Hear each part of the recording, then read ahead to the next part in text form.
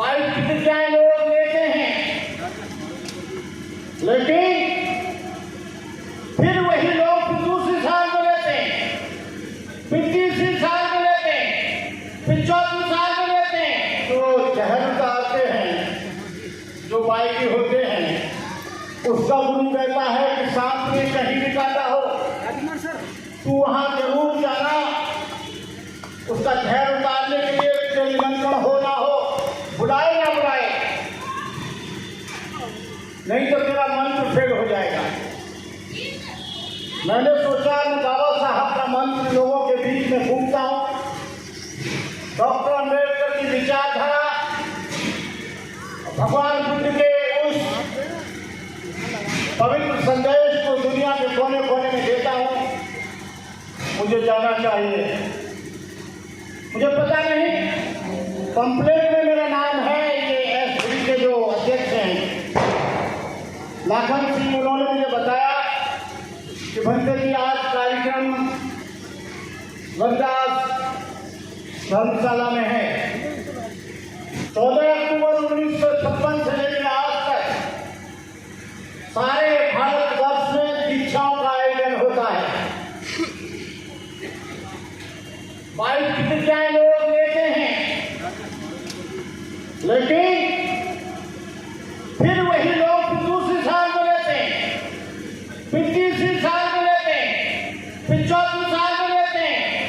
कहने का मतलब यह है 25 साल से यही सिलसिला चलता रहा है। लेकिन मैं समझता हूं इन दीक्षाओं से प्रचार प्रसार तो हो रहा है, इन दीक्षाओं से संदेश तो जा रहा है, लेकिन जो हमारी जनगणना है, जो हमारे पौधों की संख्या है, वो उतनी की उतनी है जैसे 10 साल पहले थी। मैं बहुत महत्वपूर्ण मुद्दे पर बात कर रहा हूं। ये संख्या क्यों नहीं भड़काती है? क्योंकि दीक्षाओं के आयोजन तो होते हैं, लेकिन गवर्नमेंट के रिकॉर्ड में, जनगणना के रिकॉर्ड में, भारत के रिकॉर्ड में उनका कहीं नामो निशान नहीं होता है।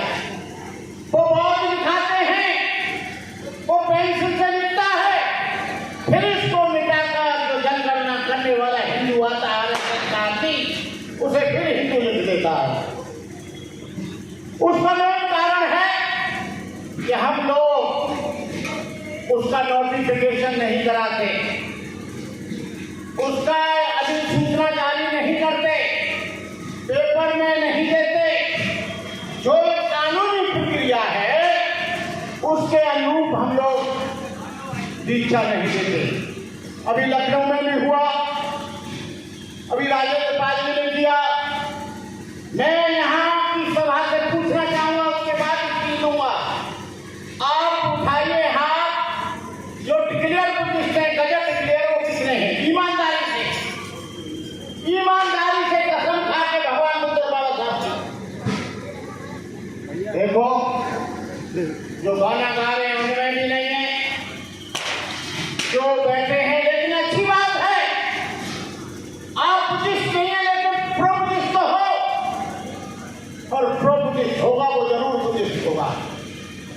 जो धर्म के विचारों का फॉलो करेगा वो जरूर बुद्धिस्ट होगा। और आपने कोई गजट क्लियर है नहीं है, लेकिन मैं आपको पवित्र और अच्छा बुद्धिस्ट मानता हूँ, क्योंकि आप लोग बाबा साहब की वजह से यहाँ तक आए हो। लोग 30, 40, 45 वर्ष के बाद, 60 वर्ष के बाद भी बोल रहे हैं कभी देखेंगे। अभी हम सोच रहे हैं,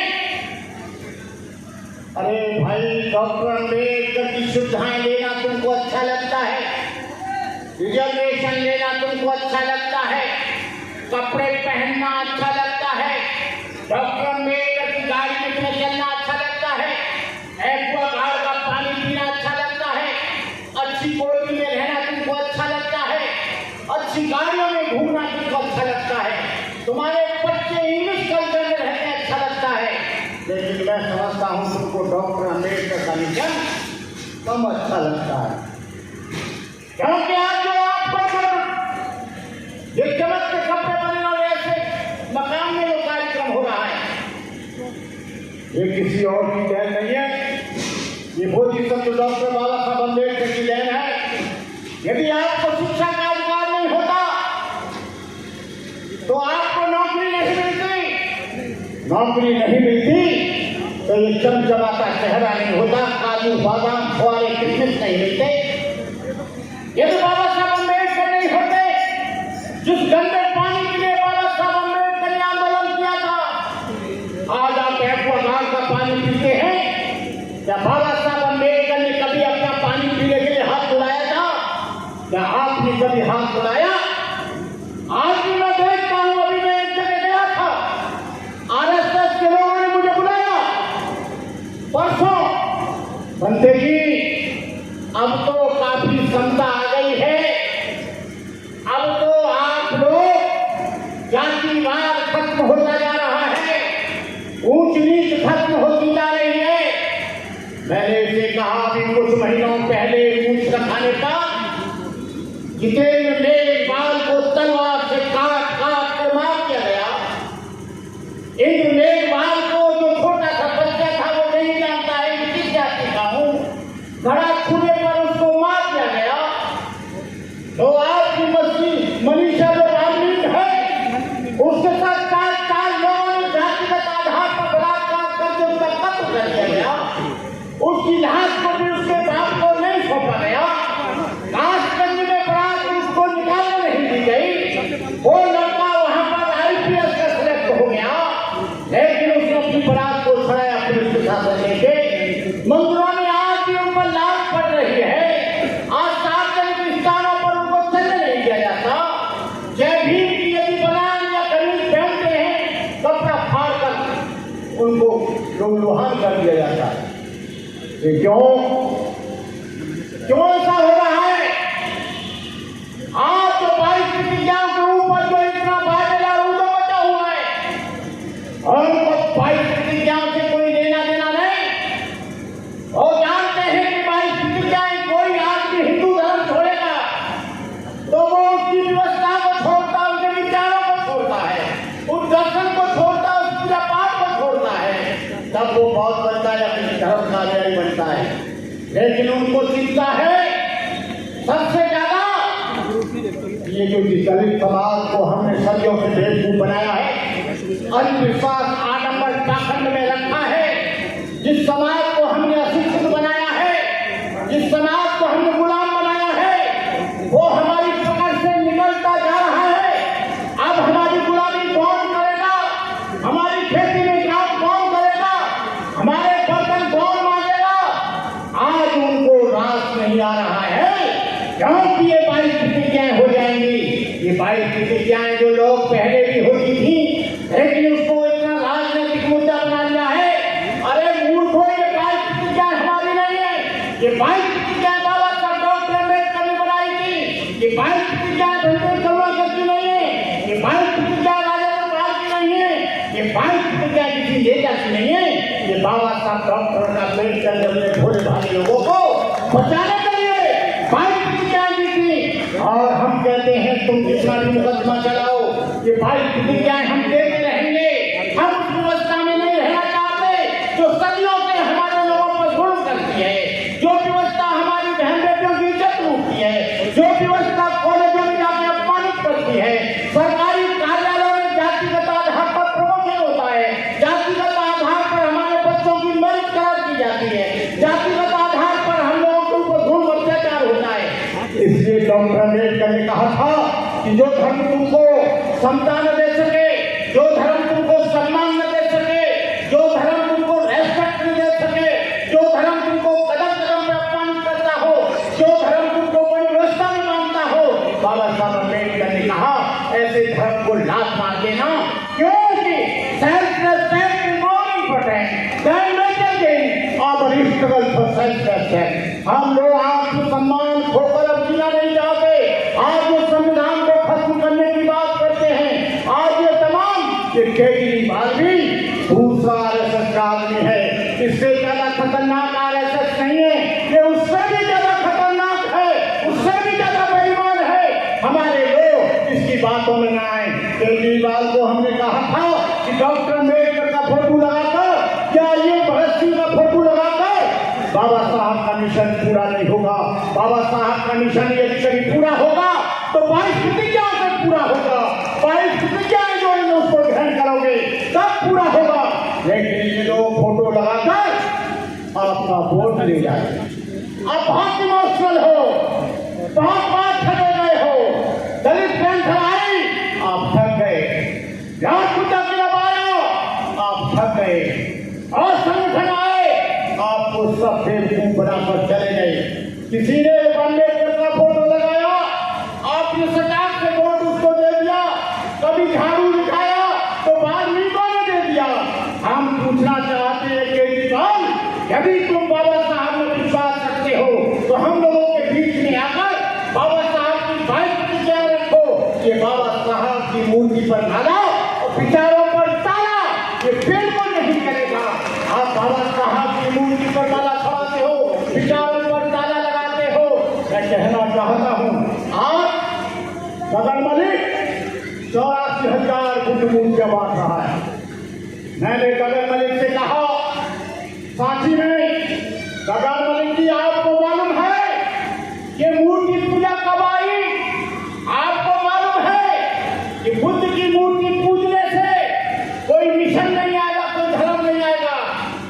ये केवल बुद्ध के दर्शन पर चलने से, बुद्ध के सिद्धांतों पर चलने से, 4 आश्चर्यों को समझने से, प्रतिसमुपवाद को समझने से और सामने मार्ग पर चलने से धर्म आएगा। ये मूर्ति से धर्म नहीं आएगा। ये 650 वर्ष बाद भगवान बुद्ध की मूर्तियों का प्रादुर्भाव हुआ। 250 वर्ष तक कोई भी मूर्तियां नहीं थी। जहां स्तंभ देख लीजिए, 84 को स्तूप देख लीजिए, स्तूप तो उन्होंने खड़े करे, लेकिन उन स्तूपों पर भगवान बुद्ध की वाणी, भगवान बुद्ध का धर्म, भगवान बुद्ध का सिद्धांत, भगवान बुद्ध की आइडियोलॉजी, भगवान बुद्ध का कॉन्सेप्ट था उस पर। लेकिन फर्स्ट सेंचुरी में जब कनिष्क पीरियड आया, कुषाण कालीन पीरियड आया, बौद्ध पीरियड आया, सबसे पहली मूर्ति आपको बता दूं, वो जो है मथुरा में बनी, यशस्वी नाम के भिक्षु ने बनाई। नगौरा में सबसे सुंदर मूर्ति मिली। वहां के स्थान को देख लीजिए। ये लोग जो कहते हैं कि ये बौद्ध धर्म, अरे भाई ये बौद्ध धर्म तो 2500 वर्ष पुराना ही नहीं। जब ये हमारे प्रधानमंत्री जाते हैं जापान तो सर पर भगवान बुद्ध की मूर्ति रखकर जाते हैं। मैं बुद्ध देश से आया हूँ, मुझे बुद्ध मंदिर दिखाओ। हिरोशिमा नागासाकी का सबसे पुराना बुद्ध धर्म दिखाओ। और जब भारत में आता है तो कहता है कि हिंदू राष्ट्र बनाओ।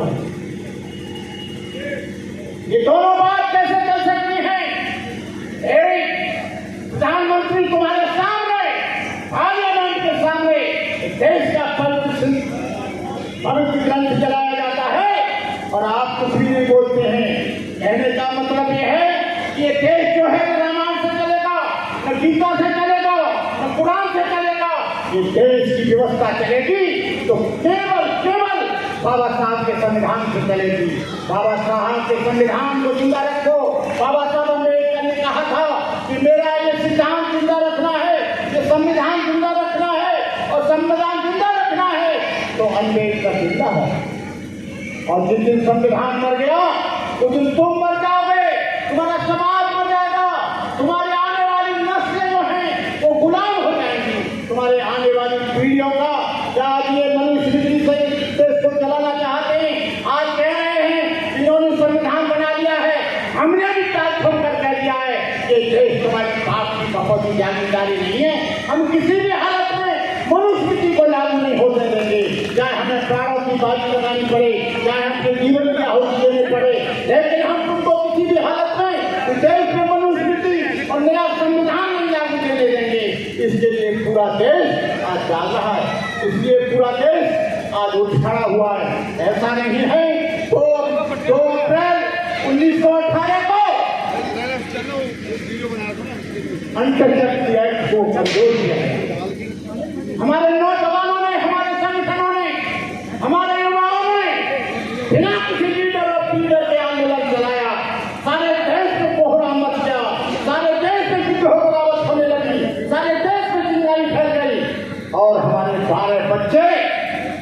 शहीद हो गए, जिनकी मूर्तियों को जहाँ पर कई लोग रहते हैं, उन लोगों ने उन बच्चों की मूर्तियां लगाकर उनको शहीद का दर्जा देकर उनके गांव में पहुंचाई और वो शहीद हो गए।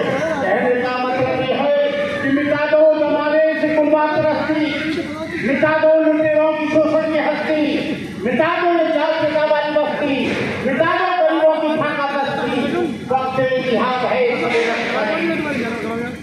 वक्त जिहाद है सवेरस का नहीं, वो खून का कतरा किसी के हक का नहीं। खुदाबाद का भरोसा का हुआ है मैदान जानदारों का मरी इसका नहीं। ये जो है आजादी, तीसरी आजादी आपको मिलेगी, लेकिन उसके लिए आपको बलिदान देना होगा, उसके लिए आपको जीवन की आहुति देनी पड़ेगी, नहीं तो आने वाली पीढ़ियां आपकी अशिक्षित हो जाएंगी। मध्य प्रदेश में डॉक्टर करण सिंह जी, मध्य प्रदेश में, हरियाणा में इन्होंने एक ऑर्डर निकाला है, एक आदेश निकाला है कि सरकारी स्कूल में पढ़ोगे तो आपको अपनी जेब से 500 रुपये देने पड़ेंगे, प्राइवेट स्कूल में पढ़ोगे तो 1100 रुपये गवर्नमेंट देगी। अरे भाई, ऐसी कौन सी आपत्ति आ गई कि आप प्राइवेट स्कूल में हमारे बच्चों को दाखिला करा रहे हो? उसके पीछे एक इनकी सोची समझी नीति है कि पहले प्राइवेट स्कूल में पढ़ाओ, प्राइवेट स्कूल में हम 1100 रुपया देंगे, निरंतर बच्चे सारे के सारे लालच के कारण प्राइवेट स्कूल में आ जाएंगे, सरकारी स्कूल और सरकारी कार्यालय और सरकारी विद्यालय बंद हो जाएंगे। फिर ये कुछ दिनों बाद उनको 1 नाम की फीस देना बंद कर देंगे और फिर कहेंगे अडानी और अंबानी से कि आप घाटे में गवर्नमेंट चली गई है, कॉलेज ले लो, स्कूल ले लो, स्कूल की जगह ले लो, यूनिवर्सिटी ले लो, विश्वविद्यालय ले लो, विश्वविद्यालय जो खाली है उनको ये खरीद लेंगे। फिर आपके बच्चे की फीस 1100 नहीं, 11,000, 22,000, 25,000 होगी। आपको बड़ी अच्छी तरह से बता दूं, यदि उसको नहीं समझेंगे तो भंटे लोगों का जीवन दान रुक जाएगा, ये आयोजन रुक जाएंगे, भंटे लोगों का भोजन दान रुक जाएगा, समाज की गति और प्रगति रुक जाएगी। जैसे इन्होंने BSNL के आदमी बैठे हैं, ये इनको अच्छी तरह से मालूम है शिक्षक जी को पहले इन्होंने निःशुल्क इन्होंने दिया जियो का जो सिम है और 3 महीना के लिए फ्री। जब 3 महीना और 4 महीना हो गए और BSNL घाटे में आ गया, BSNL के लोगों को तनख्वाह मुश्किल पड़ गई, इन्होंने कैसे तरह से इन्होंने ऐसा इस देश को बंद बना दिया है। आपको नौकरी कहाँ मिलेगी? आपके बच्चे MA और BA बनकर सड़क पर घूम रहे हैं। आदमी रेलवे बेचा जा रहा है, एयरपोर्ट बेचा जा रहा है, BSNL बेच दिया गया, LIC बेची जा रही है, सबका निजीकरण हो रहा है, बैंकों का निजीकरण हो रहा है, DRDO का निजीकरण हो रहा है, HAL का निजीकरण हो रहा है, BHEL का निजीकरण हो रहा है। नौकरी कहाँ मिलेगी? नौकरी कहीं नहीं मिलेगी। और प्राइवेट सेक्टर में तो आपका रिजर्वेशन ही नहीं है। जब रिजर्वेशन नहीं रहेगा तो आप ये चमचमाते कपड़े नहीं पहन पाओगे, अपने बच्चों को नहीं पढ़ा पाओगे, क्योंकि सबसे बड़ी शक्ति है इस दुनिया में जितना भी कुछ से लेकर आज तक, अर्थ सबसे बड़ी शक्ति है। यदि अर्थ नहीं होता तो राजा पृथ्वी और बिंदुसार, अशोक बड़े बड़े बुद्ध विहारों को नहीं बना पाते और भिक्षुओं को देश विदेश नहीं रह पाते। अर्थ मजबूत था तो धर्म फैला, अर्थ कमजोर हुआ तो धर्म कमजोर हो जाता है। 3 तरह की शक्ति होती है। एक मानसिक शक्ति, मानसिक का मतलब है कि आपके पास ज्ञान होना चाहिए, एलिजिबल होना चाहिए, इंटेलेक्चुअल होना चाहिए, नॉलेज होना चाहिए, सतबोध होना चाहिए, आपके पास पूरा का पूरा माइंड भरपूर होना चाहिए। दूसरा आपकी बाहुबल शक्ति, बाहुबल का मतलब है आप मजबूत होना चाहिए, आपको मास्टर बनना पड़ेगा, आपको तमाम तरह के एमिनेशन लेने पड़ेंगे। और तीसरी शक्ति है धन की शक्ति। जब धन नहीं रहेगा आपको अच्छा खाना नहीं मिलेगा, धन नहीं होगा अच्छे कपड़े नहीं मिलेंगे, धन नहीं होगा अच्छे स्कूलों में बच्चे नहीं पढ़ा पाएंगे। और धन क्यों नहीं होगा? क्यों छीन ली जाएगी तो आप जहाँ से शुरू हुए हो वहीं से आए हो। न कोई डॉक्टर बन पाएगा, न कोई इंजीनियर बन पाएगा, न कोई IAS बन पाएगा, न कोई IPS बन पाएगा। अभी 35 लोगों को जो IAS की परीक्षा बड़ी कठिन होती है, वो प्री एग्जाम होता है, फिर मेन एग्जाम होता है, फिर उसके साथ साथ इंटरव्यू होता है। इन्होंने अभी 35 लोग वो IAS बना दिया। जो लोग कोई भी क्वालिफाई करके नहीं आए हैं, कह रहे थे एलिजिबल लोग हैं, एलिजिबल का शेड्यूल कास्ट में कम है, बैकवर्ड में कम है, एलिजिबल तो हर जगह है। तो मेरा कहने का मतलब ये है आप लोगों से कि आप लोग शांतिपूर्वक इतने दिन से अम्बेडकर को सुन रहे हो, अपने घर में बदलाव करो, अपने परिवार में बदलाव करो, अपने संस्कारों में बदलाव करो और आप भगवान बुद्ध जैसे धर्म को, भगवान बुद्ध जैसी संस्कृति को आप अपनाएं। भगवान बुद्ध का संपूर्ण जीवन दया, करुणा, मैत्री, प्रेम, अहिंसा, बंधत्व, समदृष्टि और क्षमता से परिपूर्ण था। यदि उनके जीवन की किसी भी घटना को लिया जाए, एक भी श्रृंखला इसमें दूसरी जाति दिखाई न मिलेगी। क्या निर्धन, क्या धनी, क्या मूर्ख, उनके प्रभाव में कौन नहीं बहा। करुणा से प्रेरित होकर रोगियों की सेवा की, उदासों को भोजन दिया। भगवान बुद्ध ने कहा जो हवे ठहरो भिक्षु यदि बुद्ध साथ रहे तो मन लोकन प्रभाते ही अभा मुक्तो वचन मां। जब कोई करोड़ भिक्षु बुद्ध शासन में रत होता है तो वो ऐसे प्रकाशित होता है जैसे बादलों से मुक्त चंद्रमा। भिक्षु की दो संपत्ति है, दो संपत्ति के अलावा उसका कोई तीसरी संपत्ति नहीं है। यदि ऐसा कहता है तो मुझसे शास्त्रार्थ कर ले। एक तो उसका ज्ञान, उसकी नॉलेज, दूसरा उसका कैरेक्टर और उसका सीख। ये दो संपत्ति जिसके पास है, मैं कहा करता हूँ बुद्ध भी कह गए। और अशोक जब बन रहा था बहुत भिक्षु तो उसके गुरु ने उपदेश में कहा तुम भ्रष्ट हो गए, रिटायर हो गए जिंदगी से, तुम्हारे अंदर पंजे ढीले हो गए, गाड़ी पुरानी हो गई है, सौकर खराब हो गए, लाइट खराब हो गई है, हॉर्न खराब हो गए, जैसी खराब हो गई है। जैसे का मतलब है बॉडी से, लाइट का मतलब है आंखों से, कान का मतलब है हॉर्न से, पैर का मतलब है सौकर से।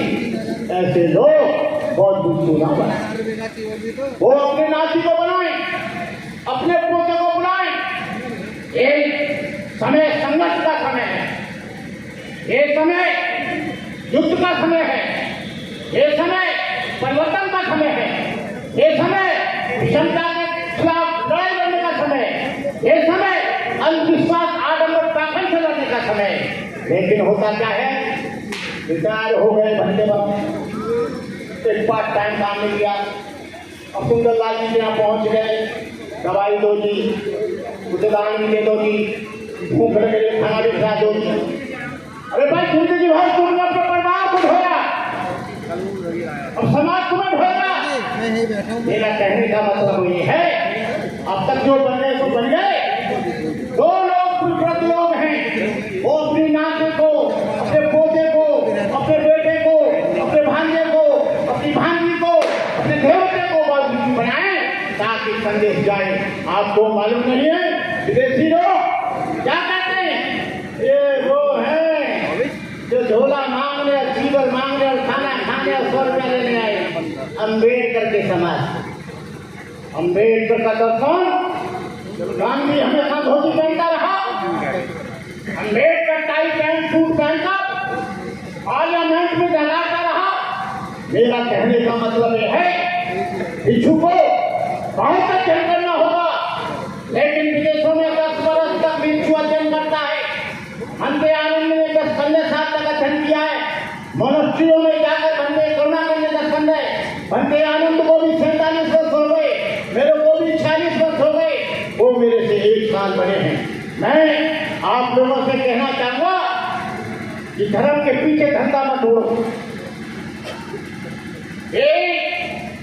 जीवदान का कार्यक्रम बुद्ध के इतिहास को उठाकर देख लीजिए, हमेशा उपासक करते हैं। और यदि बहुत भिक्षु करता है जीवन का दान, वो जीवन दान क्या करेगा, उसको तो दान उपासक देते हैं, ये उपासक करते हैं। और जीवदान का आयोजन, कठिन जीवदान का आयोजन केवल उपासक करें, भिक्षु नहीं। भिक्षु नहीं, किसी बिहार में आए तो उसकी कमेटी करे, कहीं है अकेला भिक्षु कर रहा है तो समाज करे, क्योंकि भिक्षु अपना संपूर्ण जीवन समाज को दे चुका है। भिक्षु के पास कोई इनकम नहीं है, भिक्षु के पास कोई फैक्ट्री नहीं है, भिक्षु के पास कोई सोर्स ऑफ इनकम का साधन नहीं है। भिक्षु दवाई से लेकर कपड़े से लेकर जूते चप्पल से लेकर समाज को देखना है। इसलिए कठिन जीवन का मतलब तो बहुत बड़ा है, मैं बताऊंगा तो बहुत मुश्किल हो जाएगी। तो मैं अपने प्रिय आनंद जी का मैं बहुत शुक्रगुजार हूँ कि उन्होंने मुझे इस अजमेर जयंती को अपने मंच पर जगह दी। मैं भाई आनंद जी, हमारी तुम्हारी जोड़ी बहुत मशहूर रही है भारत में। हम तुम दोनों ने भारत में बहुत काम किया है, बुद्ध ज्योति और बुद्ध रथ को जलाने का, और BTMC का इनलाइटमेंट उसको मंदिर जो है उसको बुद्ध विहार जो है उसको बदलने का, उसके संविधान में इम्प्लीमेंट करने का, लेकिन हम लोग उसको कर नहीं सके। और इतना इंटरनेशनल मूवमेंट चकनाचूर हो गया। 10-10 लाख की भीड़, आनंद जी 5-5 लाख की भीड़ लेकर कूद लिया जा रहे हैं, लेकिन वो आंदोलन धराशायी हो गया। हम पुनः से चाहेंगे कि बुद्ध के आंदोलन को पुनः से शुरू किया जाए और उसको मुक्त किया जाए। जितने भी बहुत ही दल हैं, इन्हीं शब्दों के साथ मैं अपनी बात समाप्त करता हूँ। जय भीम, नमो बुद्धाय, जय भारत।